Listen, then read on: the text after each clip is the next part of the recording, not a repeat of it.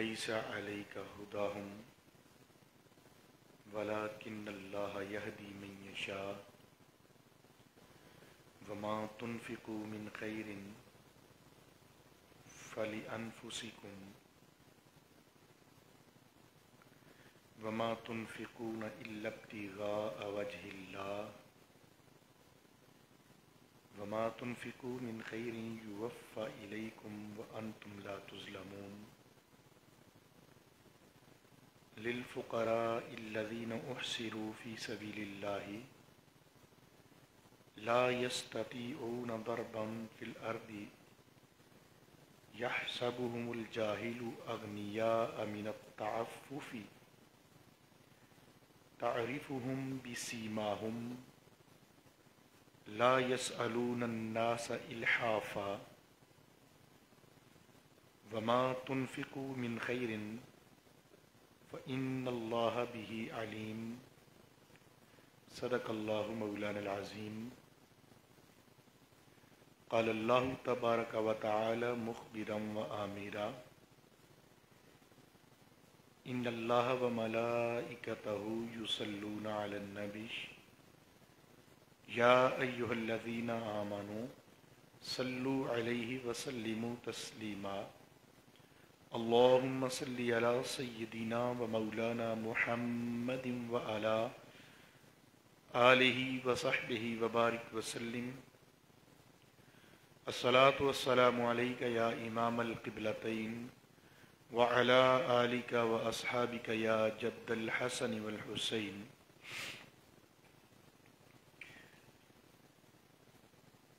بحمدِ تعالی عقید جہاں صلی اللہ علیہ وآلہ وسلم کے نالین پاک کے تصدق ہم سب مرکزی جامع مسجد سیدنا اویس قرنی رضی اللہ تعالی عنہ ملاگر میں جمعۃ المبارک کی اس نشست میں حاضر ہیں۔ دعا ہے کہ مالک کائنات مجھے حق گوئی کی توفیق عطا فرمائے اور ہم سب کو عمل کی توفیق عطا فرمائے،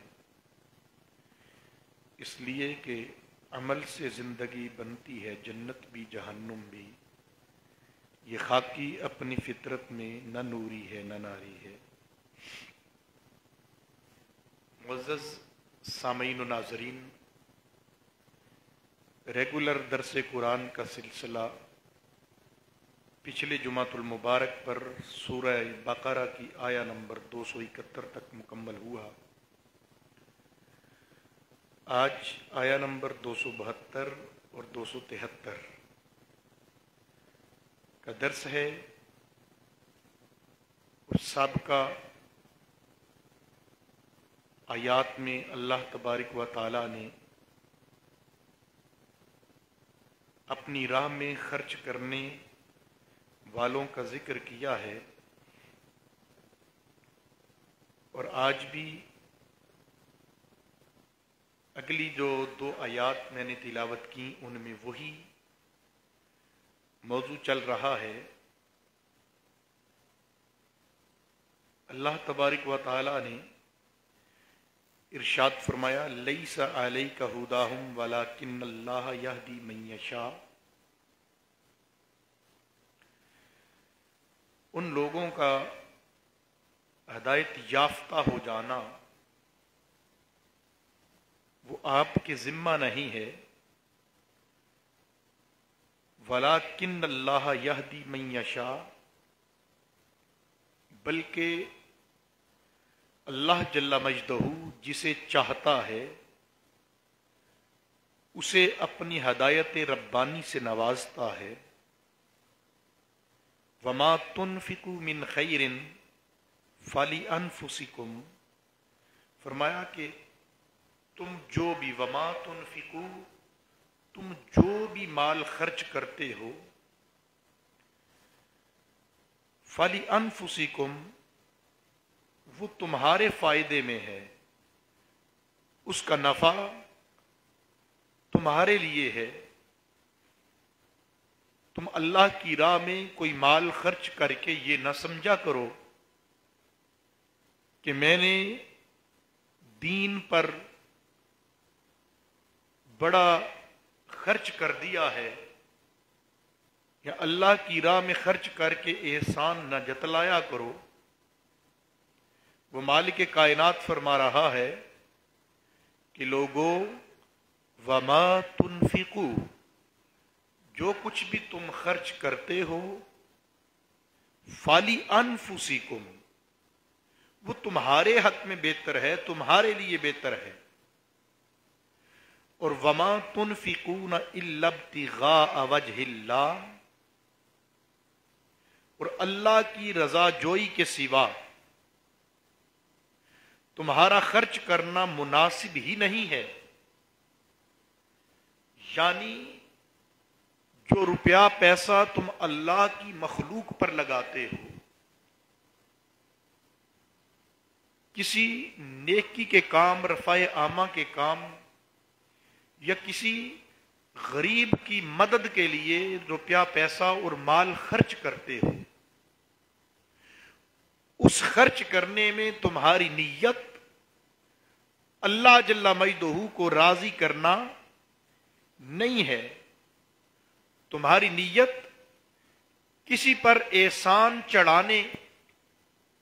کے مترادف ہے، اور تم یہ چاہتے ہو کہ میں نے یہ جو خرچہ کیا، میں نے یہ جو مال و دولت خرچ کیا اور کسی کو جو دیا ہے، یا اللہ کی راہ میں جو خرچ کر رہے ہیں، رفع عامہ کے کاموں میں جو خرچ کر رہے ہیں، وہ اس نیت سے ہو کہ اس سے دوسرے مجھے غنی کہیں گے، دوسروں پر میرا احسان ہوگا۔ تو مالک کائنات نے فرمایا کہ اگر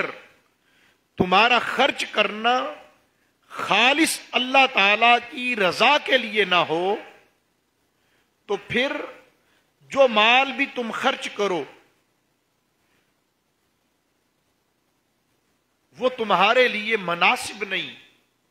اس کا تمہیں کوئی اجر نہیں ملے گا، مگر جب اللہ کی رضا کی خاطر تم ایک پائی بھی خرچ کرتے ہو،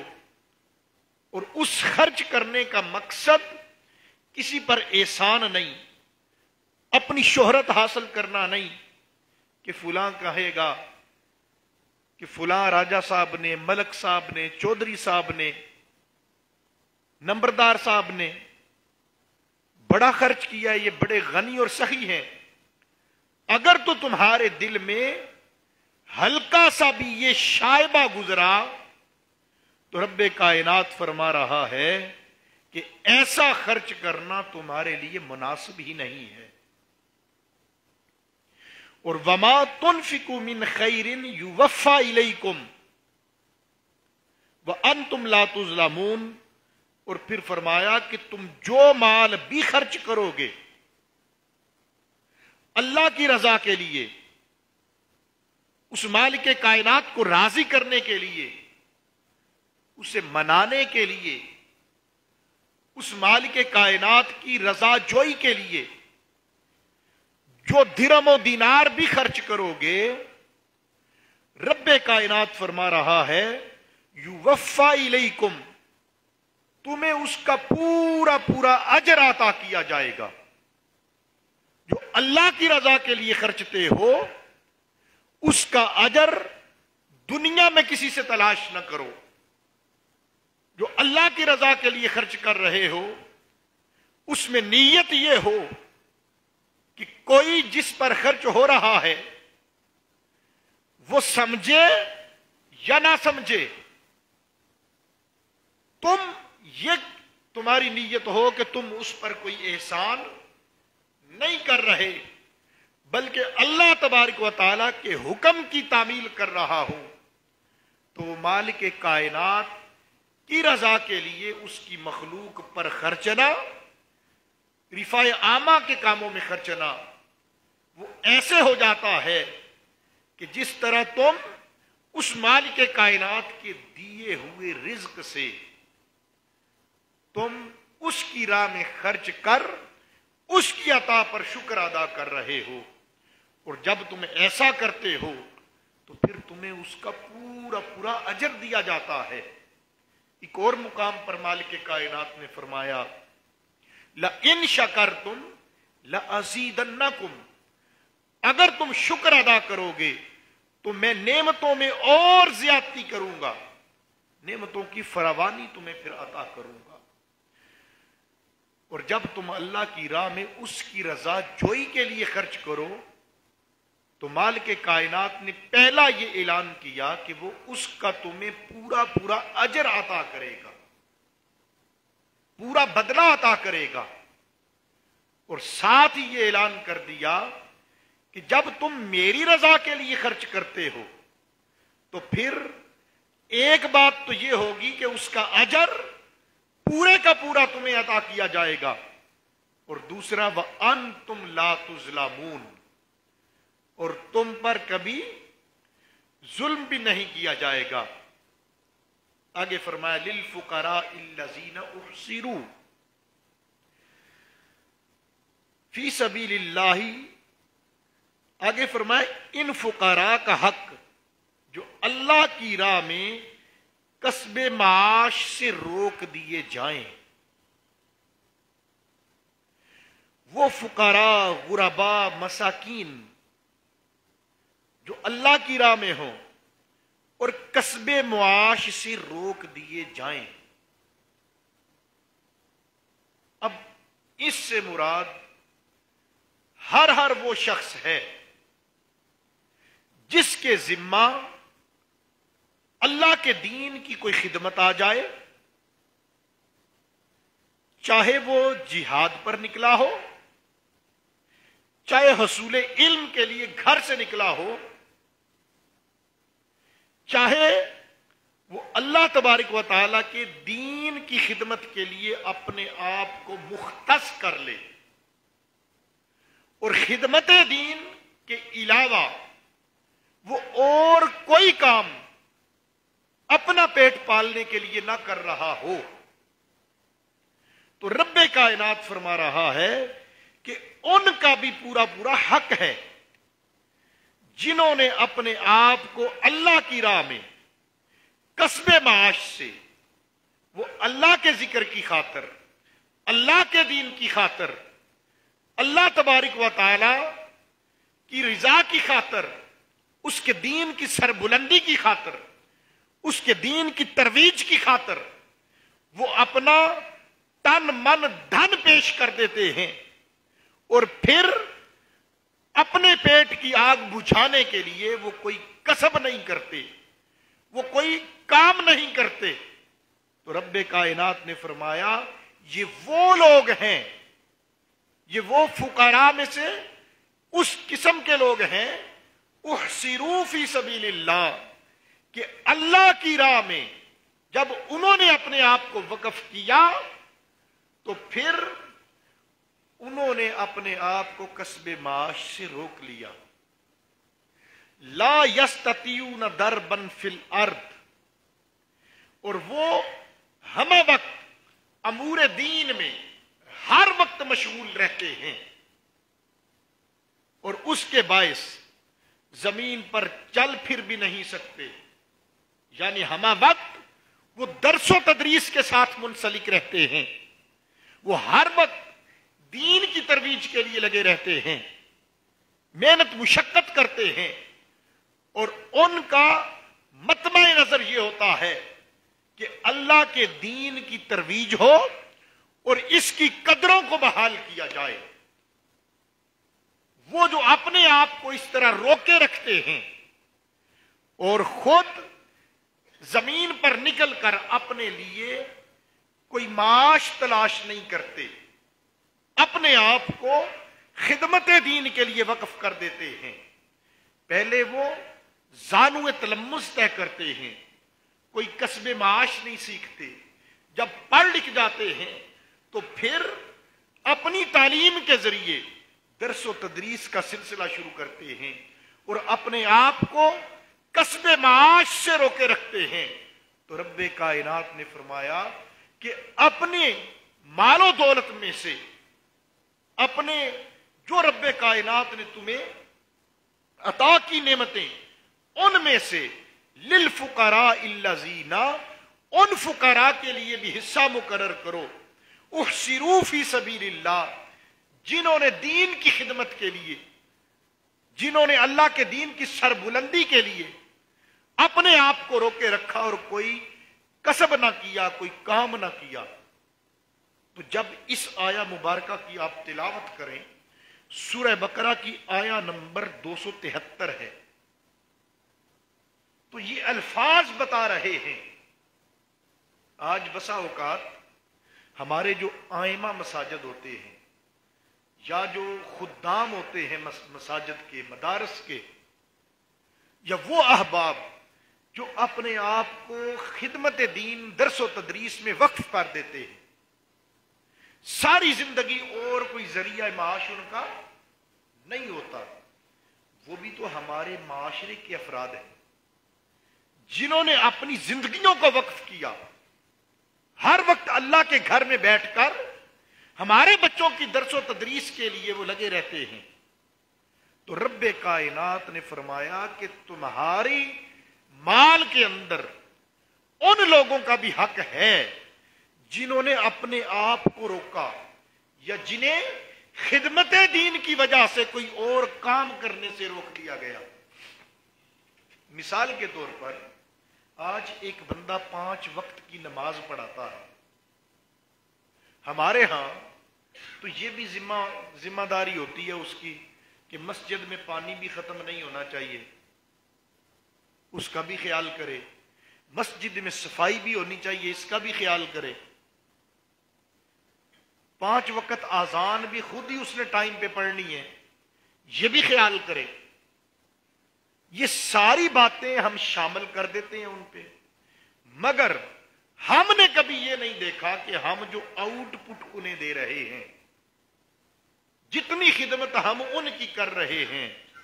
کیا اس سے اگر ان کی جگہ ہم ہوتے تو ہمارے گھر کا چولہا جل جاتا ہمارے بچوں کا پیٹ پل جاتا وہ بھی اس سوسائٹی کے اندر ہیں. تو رب کائنات نے بڑے پیارے انداز میں اور تعیین بھی نہیں کی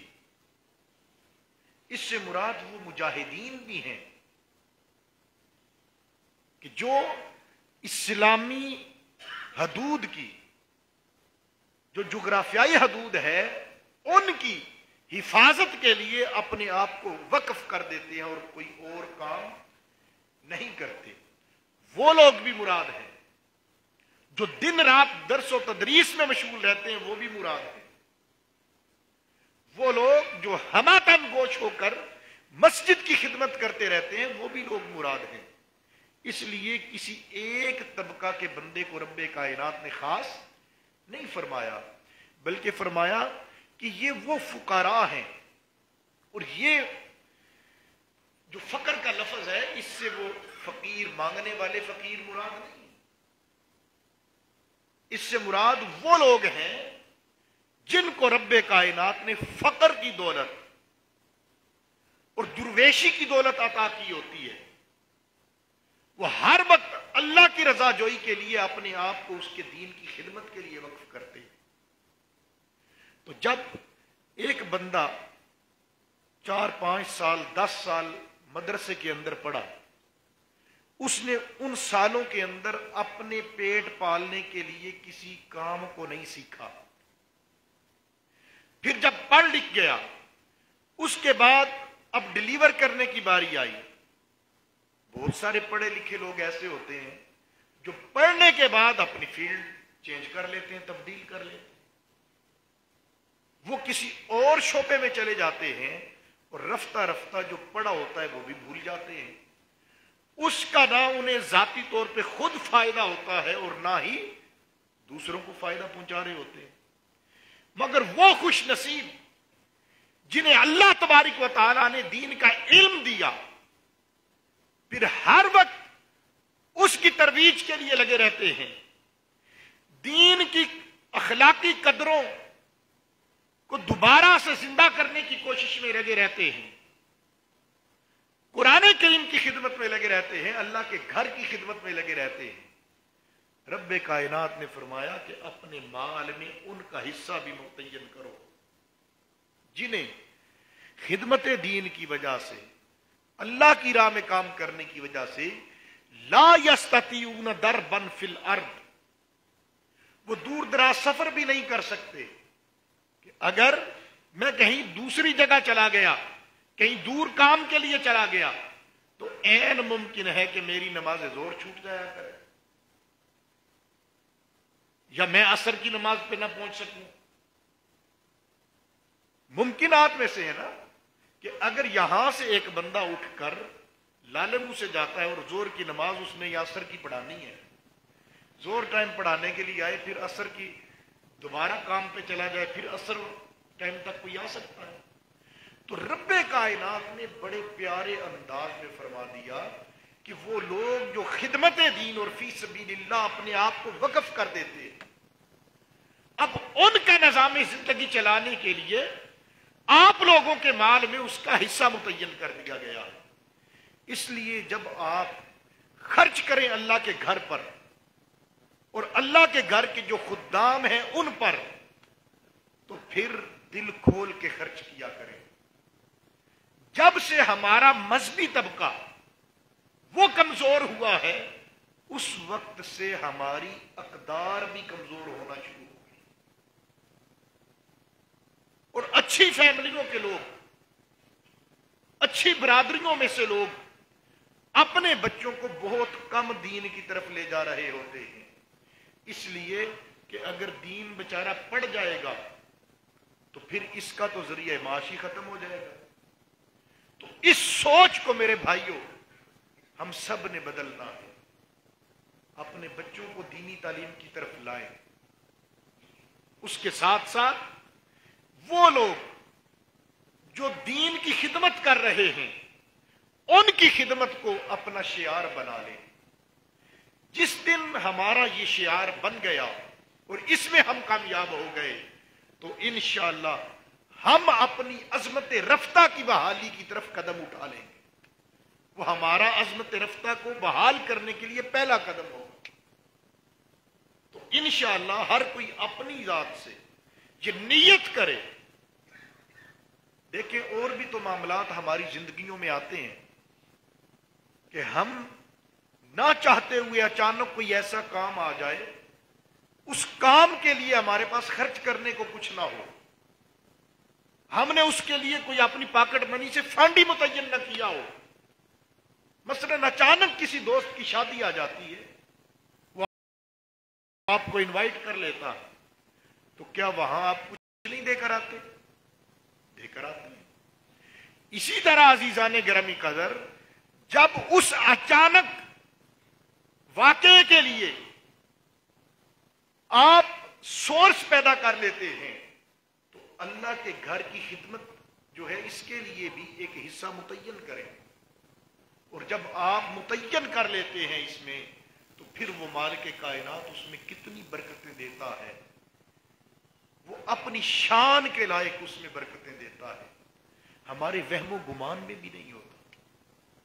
اور پھر ایسے ایسے ذرائع سے وہ مالک رزق دیتا ہے کہ ہم نے وہ سوچے بھی کبھی نہیں ہوتے۔ آگے اس مالک کائنات نے فرمایا یحسبهم الجاہل اغنیاء من التعفف، ان کے زہد سے باز رہنے، ان کے زہد نے، ان کے تقوی نے ان کو طمع سے، یعنی رزق کمانے کا جو لالچ ہوتا ہے اس سے باز رہنے کے باعث کہ ان کے اندر وہ طمع نہیں، وہ لالچ نہیں، وہ خدمت دین کر رہے ہیں، تو کچھ نادان لوگ جو ہیں اپنی جہالت کی بنا پر، اپنی نادانی کی بنا پر، جو ان کے مال سے اور ان کے حال سے بے خبر ہیں، وہ یہ سمجھتے ہیں کہ یہ بڑے مالدار ہوں گے، وہ سمجھ رہے ہوتے ہیں کہ وہ کسی کے سامنے ہاتھ بھی نہیں پھیلاتے، ان کا زہد لفظ استعمال کیا، اب یہاں پر رب کائنات نے اتنا بلیغ کام کیا، اتنا زبردست لفظ استعمال کیے.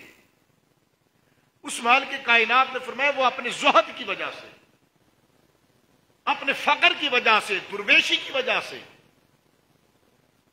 وہ طمع اور لالچ میں آ کر کسی کے سامنے ہاتھ بھی نہیں پھیلاتے، وہ سفید پوشی میں اپنی زندگی بسر کرتے ہیں. اور نادان لوگ جو ہوتے ہیں وہ اپنی نادانی کے باعث، اپنی جہالت کے باعث وہ یہ سمجھ رہے ہوتے ہیں کہ نہ جانے ان کے پاس کتنا مال و دولت ہے. وہ سمجھتے ہیں کہ یہ خود سے مالدار ہیں. جب یہ سمجھتے ہیں تو پھر ان کی طرف خرچ کرنے کا دھیان اور توجہ بھی نہیں جاتی. اور یہ وہ بات ہے جو ہمیں خدمت دین کرنے والے لوگوں کی خدمت سے روکے رکھتی ہے. ہم ان کے سفید کپڑے دیکھ کر، ہم ان کے صاف ستھرے لباس دیکھ کر یہ سمجھتے ہیں کہ یہ ماشاءاللہ بڑے امیر اور مالدار ہوں گے، مگر رب کائنات نے فرمایا کہ یہ ان کا فقر ہے، یہ درویشی. فرمایا وہ ان کے اپنی نادانی کے باعث ان کے حال سے بے خبر ہوتے ہیں اور انہیں مالدار سمجھ رہے ہوتے ہیں. تعرفہم بسیماہم، وہ یہ سمجھ رہے ہوتے ہیں کہ یہ بڑے مالدار ہیں. تو رب کائنات نے فرمایا تعرفہم بسیماہم، تم انہیں ان کی صورت سے، ان کے چہروں سے، ان کے چہروں کے نور سے، ان کے چہروں سے پہچان لوگے. لا یسألون الناس الحافا، اب ان لوگوں کی پہچان یہ بھی ہے کہ وہ لوگوں سے بالکل سوال کرتے ہی نہیں، لوگوں سے سوال نہیں کرتے. وما تنفقوا من خیر فإن اللہ بہ علیم، وہ لوگوں سے سوال کیوں نہیں کرتے کہ کہیں مخلوق کے سامنے سوال کرتے ہوئے مخلوق کے سامنے گڑ گڑانا نہ پڑ جائے، ان کے سامنے اپنی کوئی مجبوری نہ رکھنی پڑ جائے. اس لیے وہ کسی کی طرف دست سوال بھی بلند نہیں کرتے. تو مالک کائنات نے فرمایا وما تنفقوا من خیر فإن اللہ بہ علیم، اور تم جو مال بھی خرچ کرو گے، جو مال بھی ان کی خدمت کے لیے خرچ کرو گے، فإن اللہ بہ علیم، تو اللہ تبارک و تعالی بڑا علم رکھنے والا ہے. وہ جانتا ہے کہ تمہاری کیا نیت ہے اور کس لیے خرچ کر رہے ہو. آج کی گفتگو میں عزیزان گرامی قدر خلاصتاً 2-3 جملوں میں اگر میں اس کو سمیٹنا چاہوں تو جو رب کائنات نے اہم بات کی طرف ہماری رہنمائی فرمائی وہ یہ ہے کہ وہ لوگ جنہوں نے اپنے آپ کو خدمت دین کے لیے وقف کر دیا، چاہے اس کا تعلق مدرسے کے ساتھ ہو، چاہے اس خدمت دین کا تعلق مسجد کے ساتھ ہو، چاہے خدمت دین کا تعلق دین اسلام کی جغرافیائی حدود کی حفاظت کے ساتھ ہو، یعنی مجاہدین ہو، مبلغین ہو، تو تم اپنے مال میں ان کے لیے ایک حصہ وقف کرو. ان کی خدمت کرتے ہوئے اپنی تنگ نظری کو مد نظر نہ رکھو، بلکہ وسعت قلب کے ساتھ ان کی خدمت کیا کرو. اس لیے کہ وہ لوگ ایسے ہیں کہ انہوں نے تمہارے سامنے کبھی دست سوال بلند نہیں کرنا. ان کے لیے رب کائنات نے فقراء کا لفظ استعمال کیا کہ وہ فقر اور درویشی اور زہد ان کا تقوی وہ دست سوال بلند کرنے سے انہیں روکے رکھتا. ایسے سفید پوش خدام جو ہیں دین اسلام کے، ان کی خدمت میں پیش رہا کریں. دعا ہے کہ مالک کائنات مجھے اور آپ سب کو اس پر عمل کی توفیق عطا فرمائے. وآخر